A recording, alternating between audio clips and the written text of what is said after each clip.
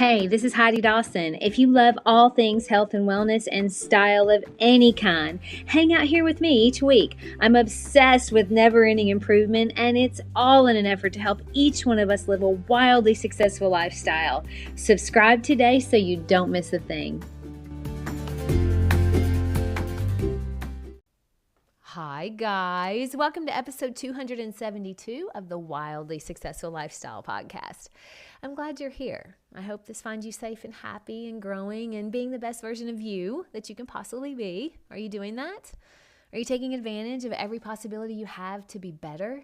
There's no reason at this point for any of us to say we don't know how or it's not possible. There is someone out there that's showing how to do every single thing you want to learn. You just have to know what you want and then go find the video tutorial. Most of the time it's free. Sometimes you may have to make a little investment, but what's it worth to be the best version of yourself? Only you can answer that. Okay, so I live in Memphis, Tennessee. Actually, a small suburb of Memphis. And our city has been in the news for reasons that are unthinkable to most of us. I'm not sure if you've heard about Eliza Fletcher, be hard not to, but she was violently kidnapped by a man and murdered. They got the kidnapping on video, so that's how they knew it happened. The day after they found and identified her body, before most people could even process what had happened to her, there was another massive event in Memphis where a lone gunman went on a shooting spree all over the city, lasting several hours, killing 4 and wounding 3 others, and terrifying and shutting down the entire city. The people here and all over the country, I think, were left just feeling tired, feeling defeated, angry, and lost. And how could this happen? How do we go on? How do we move forward? These tragedies deeply affect those that live here, and they affect the psyche of humans all over the country. It's hard not to. Well, maybe you don't live here. Maybe you have personal tragedy that you've experienced of your own. I know Tony Robbins, I was watching a video where he says that he believes leaders do three things when tragedies happen. And, it's hard sometimes when it first happens to think this way. But first of all, the first thing they do is they see things as it is, not worse than it is. Number 2, they actually see it better than it is. And number 3, they then do something to make it better. They take action to make it better.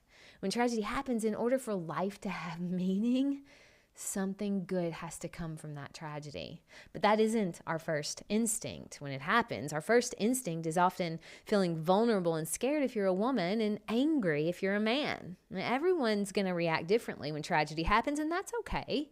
As a woman, it's easy to think twice about everything we do if we're alone. We start seeing threats everywhere. A stopped car on our run is a threat. A man walking towards us is a threat. A van with tinted windows parked next to our car, that's a threat. If you're looking for a threat, you'll find one, even in the most harmless places. I know, because I went for a run the next day and my brain was trying to identify anything that could be a threat. After the second tragedy happened, my thought immediately was, it's too much. We're going through too much all at one time. I don't know if I can handle this. And then I stopped and I started thinking, you know what? Life is full of difficult times. How we navigate those difficult times determines our future. Everyone has them, regardless of who you are, everyone. And just like anything, there will be varying levels of difficulty. Now, hopefully none of us will have to experience the pain that Eliza's family has experienced, or the families of the victims of the shooting, what they're experiencing. That's, in my opinion, as bad as it gets. Those families and those tragedies will have to heal, and it's going to take time and lots of it. They'll find a way to do that. The other option is not to heal and let it break you, and people would understand if that happened as well. But we are so resilient. Think about how many things you personally have survived, and here you are listening to a podcast, still wanting to be the best version of yourself. You're a survivor. I'm a survivor. I bet there have been moments that you didn't think you'd make it through, and here you are. You did. But we have to determine what we're going to make that tragedy mean for us. Are we going to let the bad guys win and just curl up in a ball and hide? Are we going to take it out on all men, hate all men because of 2 bad men? Are we going to blame Memphis as a city? There are 1 million people here right now. Around about 1 million, I think. How much time are we going to spend focused on the wreckage caused by 2 of them, 2 men, as opposed to the hundreds of thousands of people in this city that are good, that are law-abiding and have a love for a city and a love for each other? If we're going to take on the hate of 2 men, do we not have to also take on the love of the thousands of people who are showing a resilient spirit by getting up today and going to work, by still going for a run, by still going out and about, not hiding? Because they're out there too, and it's the majority, not the minority. And we can focus on the bad and carry that around with us, seeing a threat everywhere. I even read a post where a woman said, now is not the time for any man to randomly say I'm pretty, or to try to talk to me at Costco, or to look at me at all. Don't even think about it. And I have to admit, at the time when I read that, I felt that statement. I wanted to agree with her and say, yeah, that's right. Men better toe the line. But then I also felt the way it took my power away to think like that. You can't control what other people do, but you can decide in advance what you're going to make it mean. Sometimes, and you may not like this statement, but if you live with anger, if you have a lot of anger inside of you already, you'll use a tragedy as a vehicle to voice that anger because it so desperately wants to come out. And tragedy allows you to let it out, and you feel justified, and other people have to be okay with it because it's in the name of tragedy. The book I'm reading right now is called Letting Go, and it says that if you constantly and consistently repress or ignore anger, it'll often show up down the road as depression, which is basically just anger towards yourself. If you aren't personally touched by a tragedy, but you have a level of emotion, whether it's anger, guilt, or fear, a level of emotion that seems like it doesn't add up, you probably live with that emotion a lot, even when there's not tragedy. If you want to be angry, you more than likely have a lot of anger inside you. If you want to be scared, you probably live with a lot of fear. You have to process these emotions, because if you don't, it'll continue to come up in every interaction you have until you do process it, or until it makes you sick, because it will. Find a way to process your emotions. It's one of the most healing things you can do. If you're having problems with that, reach out to me. I can give you some resources. I can help you.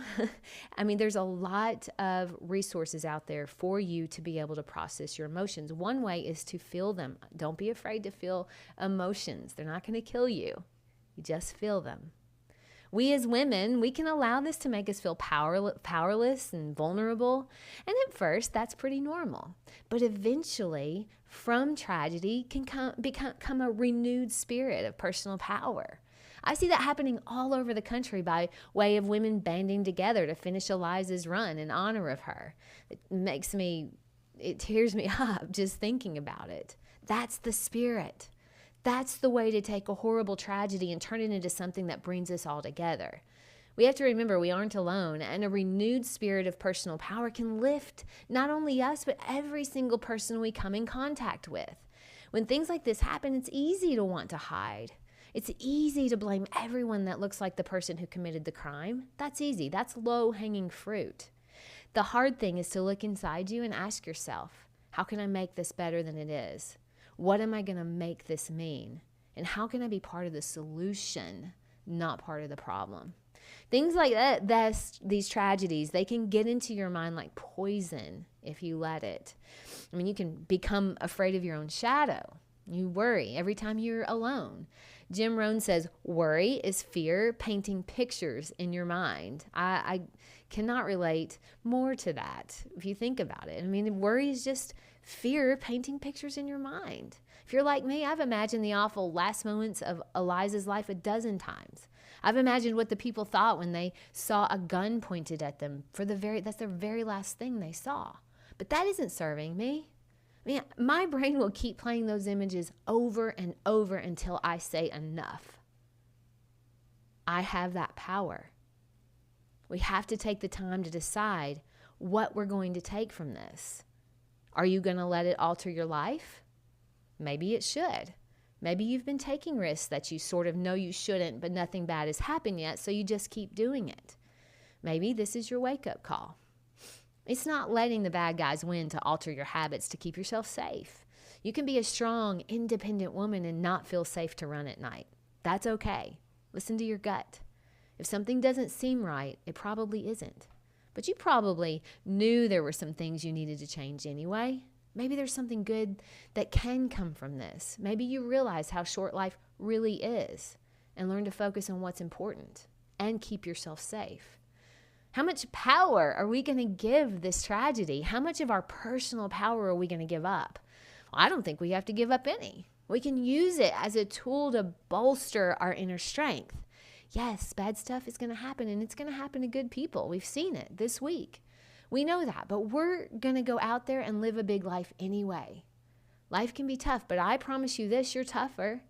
And these tragedies, this experience, you can allow it to break you, or you can use it to make you stronger. The morning after all of these shootings, I had a coffee date with one of my Toastmasters friends that I had never met.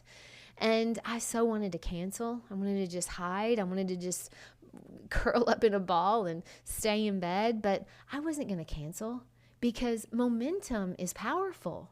And I don't want my momentum to be that of hiding and that of fear. I want it to be one of renewed personal power and growth. And that's what that meeting represented to me. When I got to the meeting, she said the same thing. She had those same thoughts. And I'm so proud we both followed through because that was part of my healing. And it was, I'm sure, part of hers as well. Where's your momentum heading? Is the tragedy that you're experiencing, is it going to define you? Or are you going to define the tragedy? Your power lies in the meaning you give every single thing that happens to you, whether it's good or bad, because your life is going to be made up of both. There are millions of people all over the country that are feeling the same way you are at some point or another when tragedy happens. You're not alone. They're going to get through it, and so are you. Some will come out stronger, and some will be one step closer to breaking. And it all depends on the momentum of where they allow their thoughts to go. Our mindset is the most powerful tool that we have because our thoughts determine the quality of our life. Let's decide to take something away from these tragedies or any other tragedy that we're going to come up against so that the victims don't die in vain.